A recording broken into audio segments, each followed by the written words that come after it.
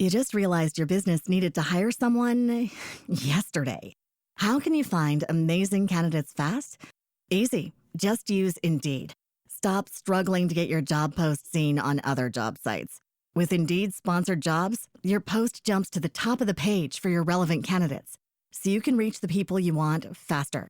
According to Indeed data, sponsored jobs posted directly on Indeed have 45% more applications than non-sponsored jobs.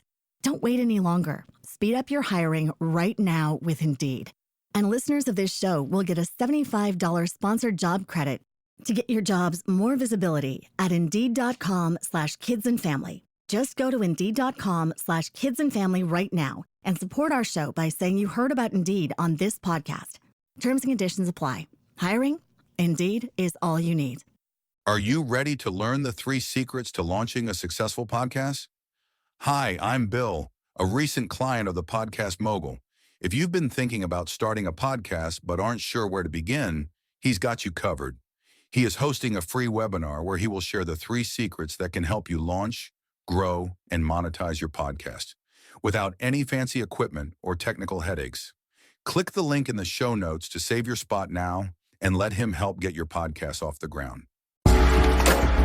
Welcome to Invest in Yourself, the Digital Entrepreneur Podcast. Join the podcast mogul Phil Better as he interviews successful entrepreneurs that make their living in the digital world. Now, let's join your host, Phil Better, and his special guest today on Invest in Yourself, the Digital Entrepreneur Podcast. Ladies and gentlemen, welcome back to the Invest in Yourself, the Digital Entrepreneur Podcast. I am, of course, your host with the most, Phil Better, and today I am happy to have Trivelle Simpson from the Drive Group on. Going to tell us about his journey at entrepreneurialism, if I ever can say that word properly, I can't, as well as what the Drive Group is all about. Trivelle, thank you so much for being here today. Thank you so much for having me, but most importantly, thank you for having maybe the best podcast host name of all time. I do my best. I have we all feel better. There you go. There we go. The drive in life is always to feel better, so why not with Phil Better himself? Absolutely. Trivelle, I want to thank you for being here. How about you give us a quick introduction? Let us know a bit about who you are and what you do, and what is the Drive Group? Sure. Yeah, the Drive Group started out as a trading think tank. We did derivatives trading, which essentially is a percentage of a commodity or a stock, and you kind of leverage it for a return. Stock market. Kind of did that with a small team of people, developed enough capital where we got brave enough to do some real estate investment, some venture investment. And now I think we more exist in that space, the venture and real estate side of things, to try and generate a return. Always focused on team building and new opportunities with respect to our commodities background. That is how I would describe the Drive Group. So what got you into deciding to trade derivatives? Because that's a specialized, like most people when they hear talk about the stock market, it's like, Apple, Google, or the penny stocks from like the Wall Street. What was it about like derivatives? What made you want to go down that route? I'll probably link it to 3 different things. The first was Wall Street, Money Never Sleeps, starring Shia LaBeouf and Michael Douglas. I was addicted to that movie. Guys wearing nice suits. I had no idea what they were talking about, but the idea of this sort of Wall Street life, this fast money life, I think appealed to me. And this was around the time I was in school. I originally went to school to be a lawyer. Then I fell in love with politics, which was my initial major. I wanted to be a campaign manager, but I mean, that film and just this concept of industry really, really gripped me. Then I was at a New Year's Eve party with a guy who was popping champagne. I knew this guy from church. And I can tell you this, when he was at church, he couldn't afford the champagne. And it had only been a couple of years. So then we're now at this New Year's Eve party, and I mean, it looked like a rap video. The guy had his shirt open, 6-pack of abs. It was crazy. So I come up to him and say, "Hey, what are you doing?" He goes, "I trade money. I manage my own financial portfolio." I said, "Hey man, take my number, give me a call." I think it was a combination of that sense of this Wall Street life, seeing it in its reality, but it was also this idea that I was coming to the end of I'd come to the end of my schooling. So for so long, I was a very obedient child. My entire identity was do what your parents say. My dad was a military man.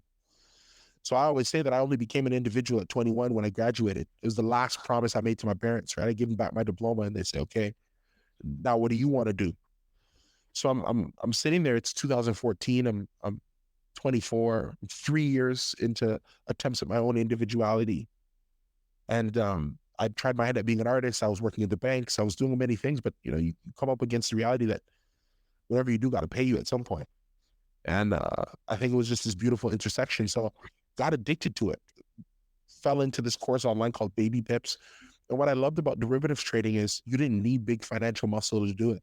You just needed knowledge. And I remember thinking if the gap between where I am and where I could be tomorrow is what I can teach myself, then I like my chances.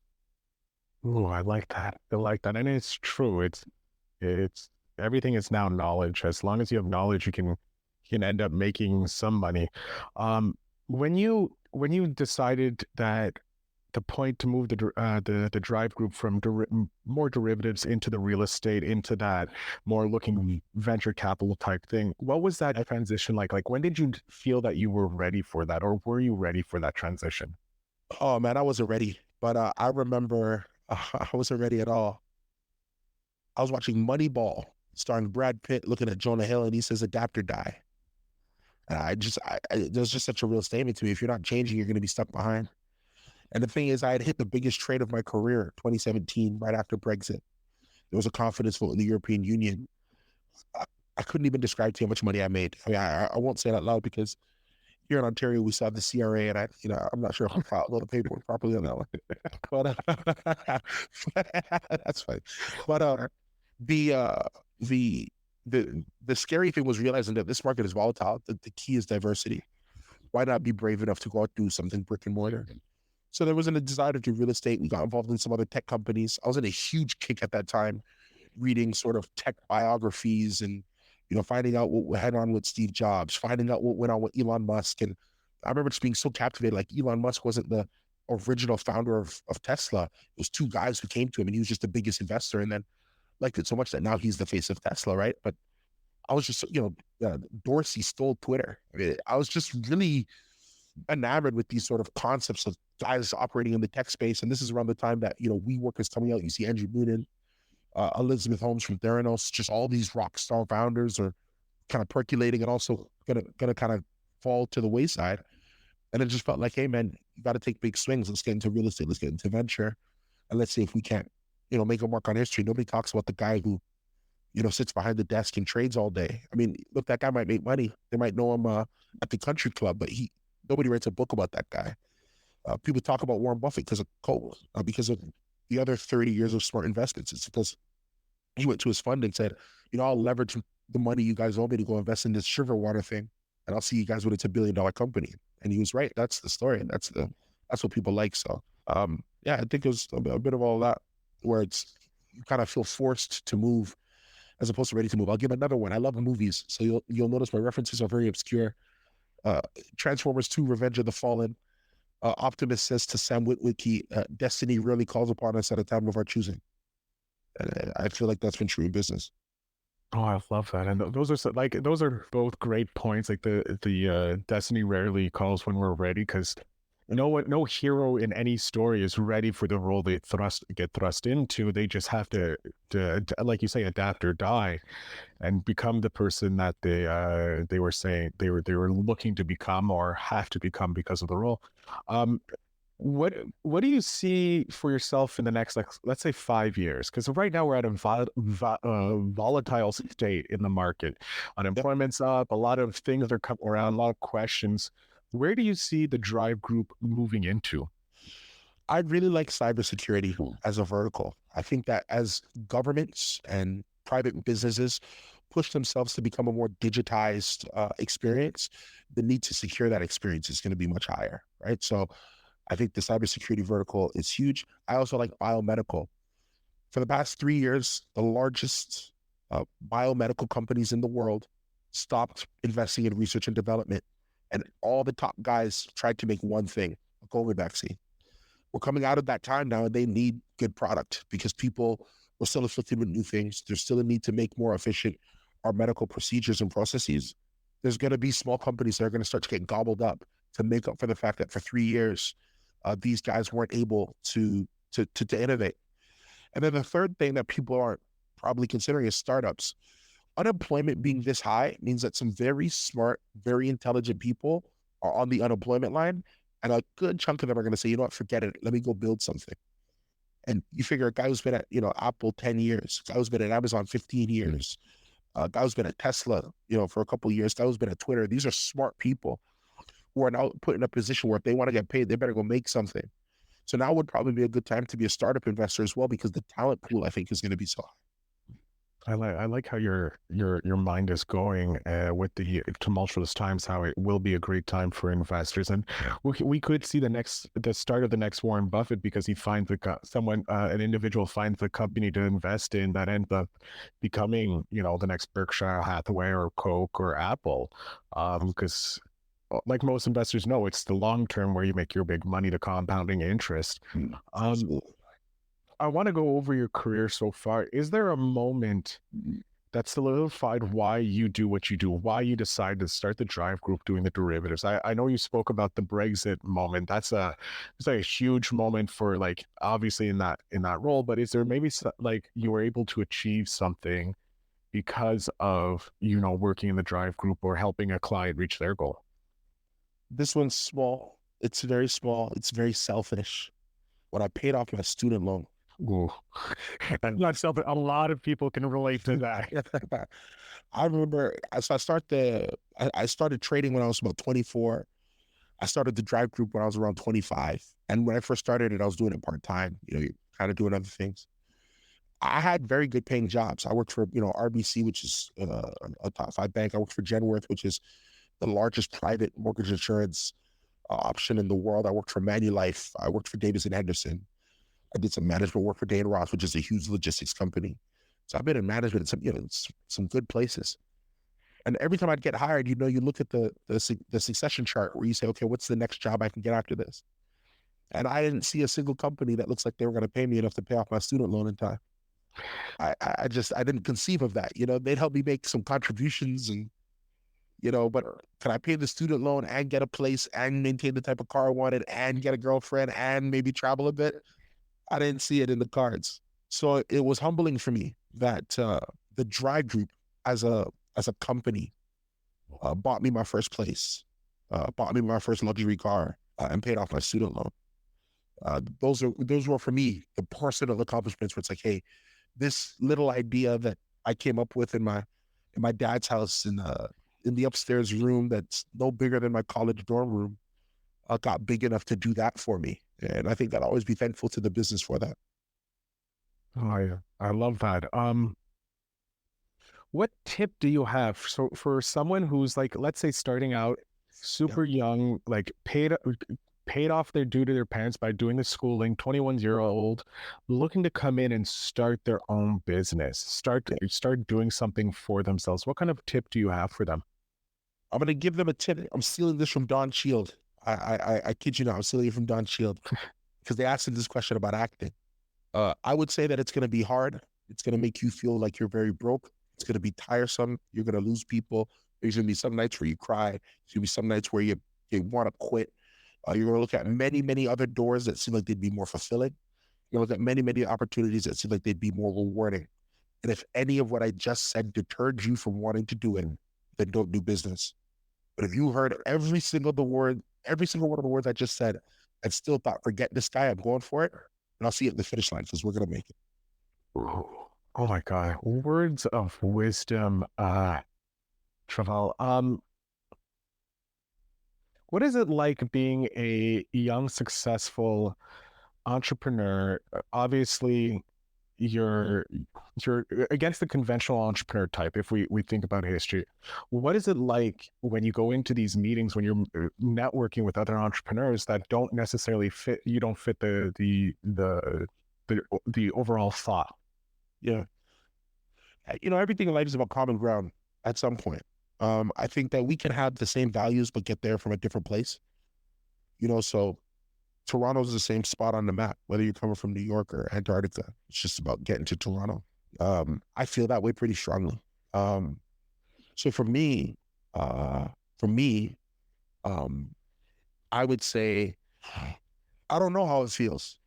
I think that the feeling of wanting to belong never goes away. I think that the feeling of wanting to fit in never leaves you. I think the feeling of being humbled should never leave you. The feeling of being thankful for new favors should never leave you. Growing a Rolodex is always important. Giving people your time matters. And in that sort of core value, you see that even though your story is unconventional, we all have conventional methods, which is, be first, be honest, be hardworking, be on time, be apologetic, be humble. Because in any instance where you fail any one of those, then any one of the other qualities will help you cover it, right? So I haven't always been humble. Well, maybe I've been some of the other things to cover it, and maybe I haven't been some of the other things, but then I found a way to be humble. And I think that that's what the key is. I truly feel what I'm looking to maintain is an increase in knowledge, but not a decrease in wonder. The first time I had a client who was willing to give me any money to do what I thought was a good job for him, I was amazed. Couldn't believe it. The checks might have gotten bigger, but I still want to feel that same sense of, man, I can't believe it. I'm gonna do right by you. Thank you for your leap of faith. Oh, I love that. What is a book that you would recommend for someone starting not necessarily starting or trying to figure out to be an entrepreneur? They know they want to be an entrepreneur. They want that leg up. What is a book do you think that can help them get that leg up? Give me a second. I have the exact book. I'm going to refer to it here. It's going to be a bit of a sideways reference. I will not kid you, but hopefully you'll understand why I selected it. I think that every business and every industry is different, and that the critical thing that anybody should want to know, should want to find, should want to lock into is who they are, lock into themselves, to drive themselves past the point of fatigue or pain, and really, how do I say, really give it a go. So I like books that teach you about yourself. Whereas the title, I just finished it. I actually just recommended it to somebody. Oh my goodness, I will not allow the moment to come and go.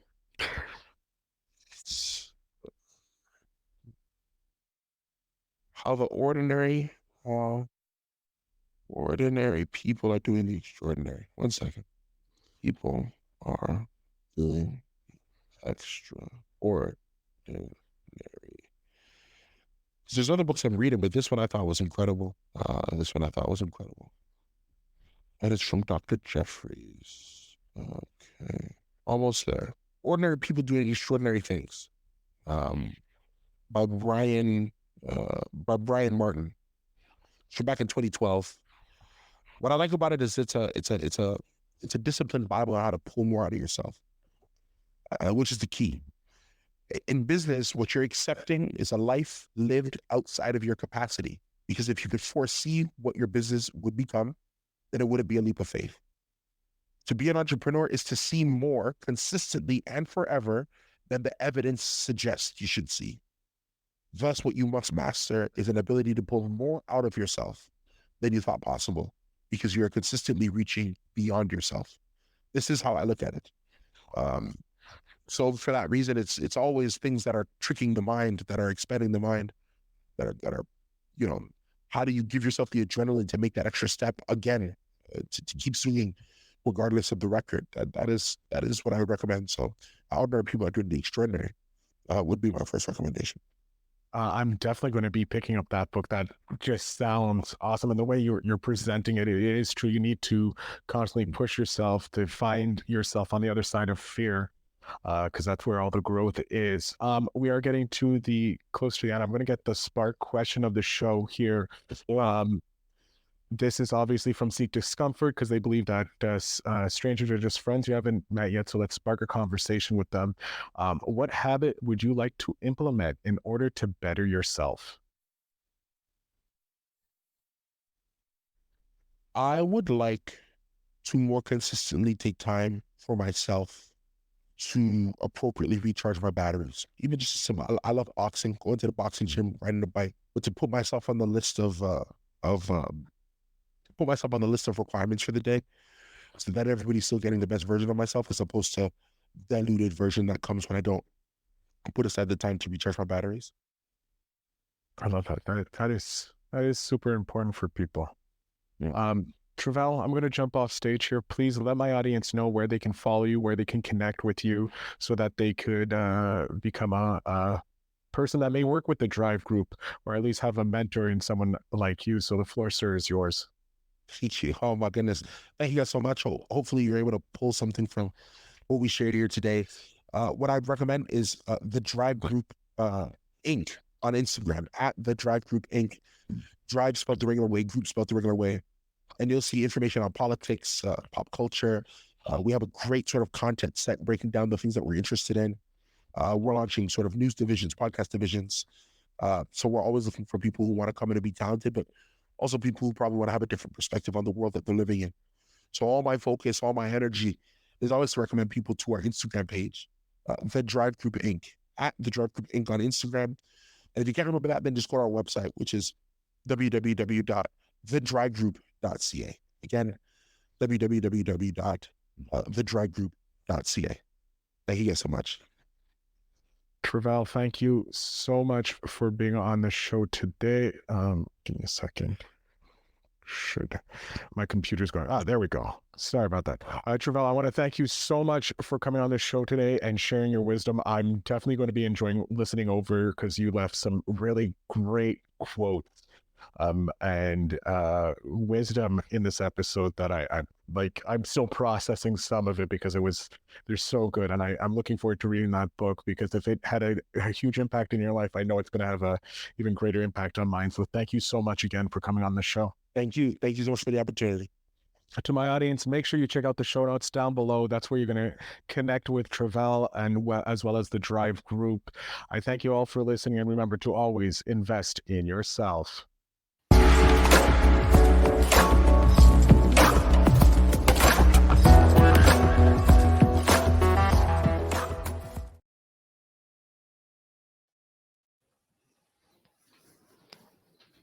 Thanks for tuning in. Now it's time to take the next step. When you're ready to dive deeper into how to launch, grow, and monetize your podcast, Phil's got something special for you. Join him for a free webinar where he'll reveal the 3 secrets that have helped countless entrepreneurs succeed in podcasting. Click the link in the show notes to save your spot, and let's turn your podcasting dreams into reality. You just realized your business needed to hire someone yesterday. How can you find amazing candidates fast? Easy. Just use Indeed. Stop struggling to get your job post seen on other job sites. With Indeed sponsored jobs, your post jumps to the top of the page for your relevant candidates, so you can reach the people you want faster. According to Indeed data, sponsored jobs posted directly on Indeed have 45% more applications than non-sponsored jobs. Don't wait any longer. Speed up your hiring right now with Indeed. And listeners of this show will get a $75 sponsored job credit to get your jobs more visibility at Indeed.com/kidsandfamily. Just go to Indeed.com/kidsandfamily right now and support our show by saying you heard about Indeed on this podcast. Terms and conditions apply. Hiring? Indeed is all you need.